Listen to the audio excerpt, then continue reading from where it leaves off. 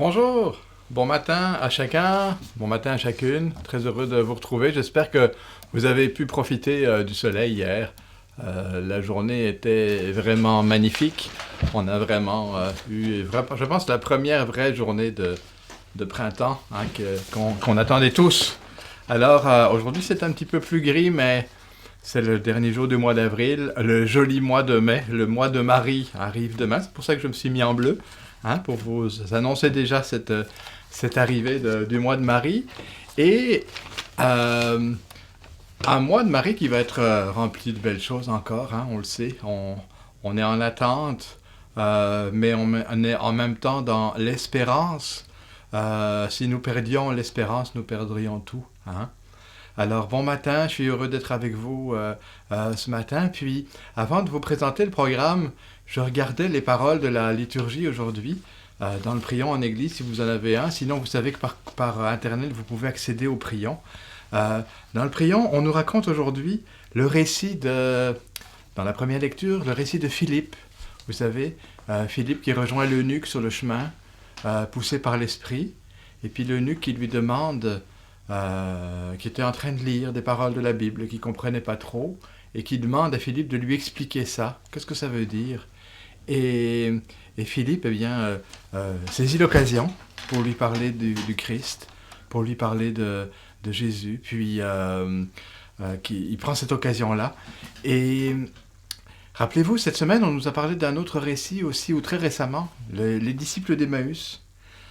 Et j'ai trouvé intéressant la succession de ces deux récits-là. Dans le premier, dans les récits d'Emmaüs, c'est Jésus qui vient rejoindre les disciples, qui vient me rejoindre parce que je suis dans une période un peu plus sombre, de doute, parce que je m'éloigne de ma foi, de Jérusalem. Et l'Eucharistie, la parole, la rencontre fraternelle m'allume. Et je reviens vers ma foi, où je découvre ma foi. Le récit de Philippe, on est ailleurs. On est dans l'Esprit Saint qui pousse Philippe à rejoindre quelqu'un qui est en recherche. Et très simplement de marcher avec lui. Et il lui propose même, l'eunuque, de rentrer dans la voiture. C'est comme si Philippe faisait du pouce à côté, et puis on dit, cette voiture-là, il faudrait que tu montes, puis il finit par monter dedans, puis il a une ride avec lui, il peut faire un bout de chemin avec lui. Où en suis-je, moi ? Est-ce que je suis plutôt sur le chemin d'Emmaüs, en train de m'éloigner de Jérusalem, et que j'attends que le Christ me rejoigne aujourd'hui ? Ou est-ce que, et les deux sont très très beaux, deux récits de rencontres fortes, ces deux modèles du disciple missionnaire au fond aujourd'hui ? Ou est-ce que je suis dans le modèle de Philippe envoyé par l'Esprit, à la rencontre de ceux et celles qui m'appellent au téléphone, de ceux et celles que je peux quand même rencontrer à 2 mètres de distance, mais je peux quand même les rencontrer, qui essayent de trouver sens à ce que les événements disent, et où la parole de Dieu devient un outil qui me permettrait de leur faire découvrir le Christ, de leur faire découvrir l'espérance que je porte, que tu portes, je pense, j'espère, dans ton cœur, et que c'est avec cette espérance-là qu'aujourd'hui, on peut entamer cette belle journée. Voilà. Le programme aujourd'hui, je vais vous le présenter en quelques instants.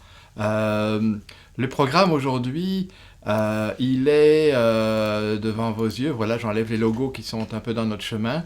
Et donc, vous avez la matinale. Maintenant, on aura l'hymne avec Mario Jacques et Jocelyn Lafont. 8h45, la messe en direct. À 10h, pour notre pause café, j'espère que vous viendrez avec votre café devant votre écran quelques minutes. Aujourd'hui, il pleut, c'est un bon prétexte. Je vous propose une entrevue avec l'abbé David Labossière, qui est curé notamment à Saint-Césaire, à Saint-Paul, et je pense à Ange-Gardien. Je pense qu'il a 3 paroisses, si ma mémoire ne fait pas défaut. Je me suis entretenu avec David concernant la question des médias sociaux, le virage très rapide que nous sommes obligés de prendre pour être à même de vous offrir ces services-là. Et David se pose beaucoup de questions. Comment faire dans sa communauté, dans ses communautés, pour prendre ce bon virage-là. Vous verrez, c'est très intéressant. Les réflexions qu'il fait nous concernent tous. 11h30, 13h30, c'est le temps de prier avec les moines. À 13h, un air de musique et puis Parole de vie avec Monique Cyr et son mari Guy Prévost qui est diacre dans la région d'Iberville. Et puis en soirée, la deuxième de notre chronique, de nos émissions en espagnol qui est préparée par John Sanchez avec l'aide de Ingrid Lefort qui travaillent tous les deux donc au service diocésain. Vous savez que la communauté hispanique est une grosse communauté dans notre diocèse et donc c'est important d'avoir des émissions qui soient adaptées pour eux aussi. Demain, vendredi, à 16h, je pense qu'on va être capable de vous proposer en direct sur Zéphyr la célébration, la messe de célébration de la consécration de notre diocèse à Marie. Vous savez que tous les évêques d'Amérique du Nord ont pris cet engagement de consacrer leur diocèse à Marie. Et le 1er mai, le jour du... c'est la Saint-Joseph, mais Joseph et Marie peuvent marcher ensemble, alors on entame le mois de Marie. Et donc cette consécration aura lieu à 16h. Elle sera sur le canal à Saint-Hyacinthe, le canal communautaire. Mais pour tous ceux qui n'habitent pas Saint-Hyacinthe, eh bien, vous pourrez accéder à cette célébration à partir de votre écran d'ordinateur ou là où vous regardez zephyr.tv. Voilà pour le programme. Donc, je vais tranquillement vous laisser avec l'hymne, mais je voudrais vous demander une chose aussi. Si vous connaissez ou si vous-même, vous avez perdu des proches dans ce temps de confinement, et plus encore si c'est avec la COVID, mais si aussi tout simplement vous avez perdu des proches, vous ne pouvez pas célébrer de funérailles, vous n'avez pas pu visiter ou rendre hommage à ceux que vous aimez, eh bien, j'aimerais ça que vous nous envoyiez un petit courriel, que vous m'envoyiez un petit courriel, laur.fontaine@gmail.com. Vous trouvez ce courriel-là partout sur les pages de Zéphyr.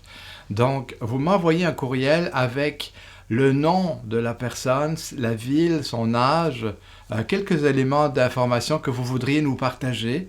Je crois que dans le mois de mai, nous allons essayer de faire quelque chose avec notre évêque, avec nos diocèses, pour faire hommage à ces personnes et pour vous soutenir dans cette période plus difficile, dans ce deuil un petit peu particulier qu'on est obligés les uns les autres à faire. Alors je ne suis pas plus long, sinon on sera en retard pour la messe. Voilà, je vous souhaite une bonne journée. Je démarre l'hymne et on se retrouve donc, si vous le voulez bien, à 10h pour une petite pause café. Bonne journée.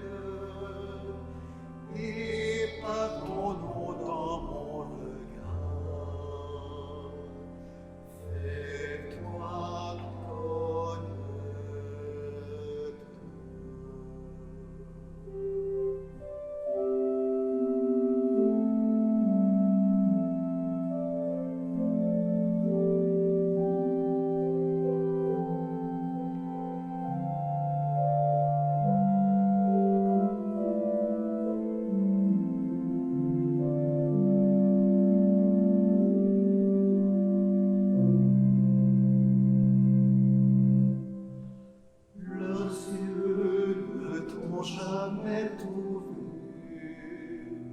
Tu n'entres plus dans l'auberge, et chaque dit où donc irai-je, si Dieu me manque.